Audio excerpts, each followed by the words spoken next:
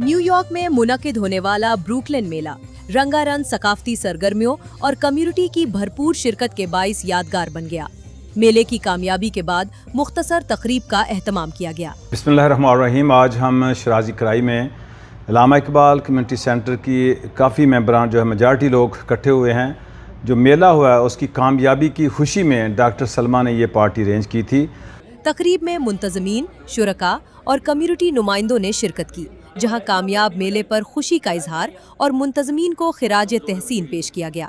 शुरका का कहना था कि ब्रुकलिन मेला मुख्तलिफ कम्युनिटीज़ को एक प्लेटफॉर्म पर लाने और सकाफती रंगों को उजागर करने की खूबसूरत कोशिश है। जी बिस्मिल्लाहिर्रहमानिर्रहीम। ये हमारी खुशनसीबी है कि डॉक्टर सलमा जैसी शख्सियत हमारे इदारे में एंटर हुई हैं और हम इनके तहे दिल से इनके और इनकी पूरी टीम के शुक्रगुजार हैं।